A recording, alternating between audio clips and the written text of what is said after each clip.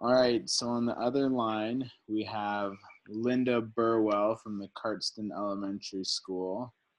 She teaches grades, well, I guess kindergarten through 5, right?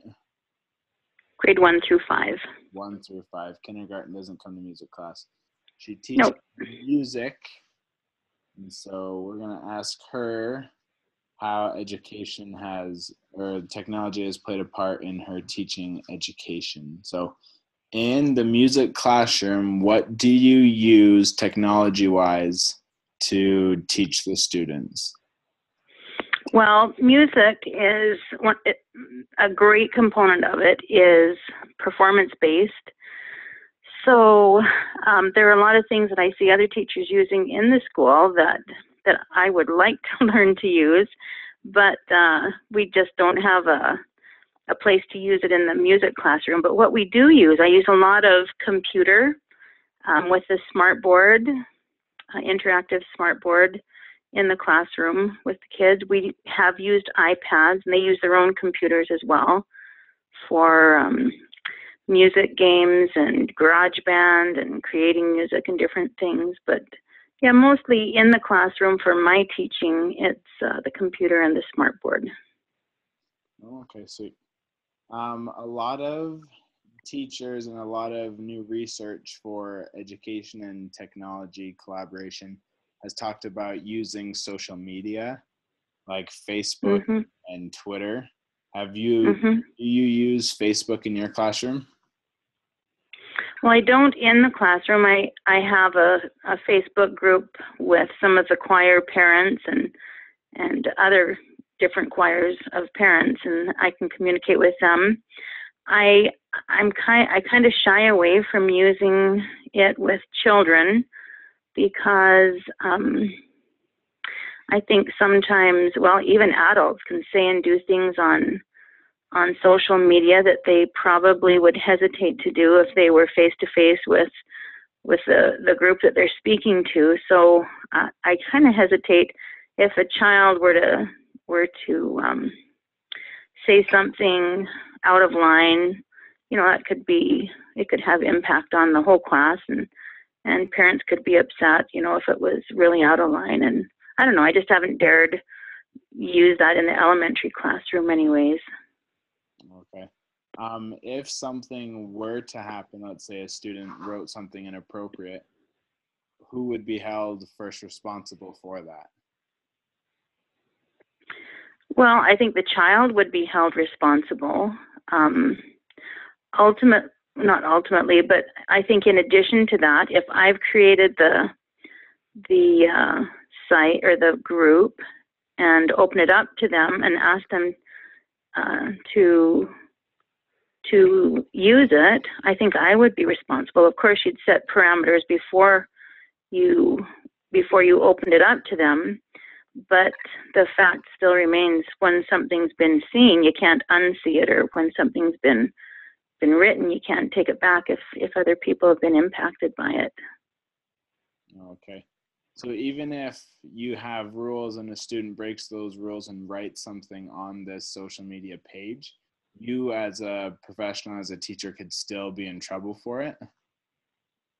Well, I don't know if in trouble is the word, but I would feel responsible for it.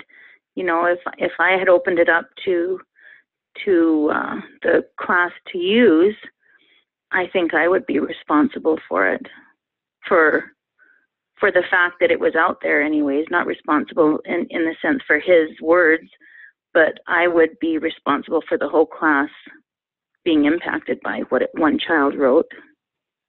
Oh, okay. Awesome. Have you ever used Twitter in the classroom before? I haven't. I'm not a tweeter. I have brought things from my Facebook into the class and shared those things just from my own account. There's some really great stuff out there, especially in the music and arts.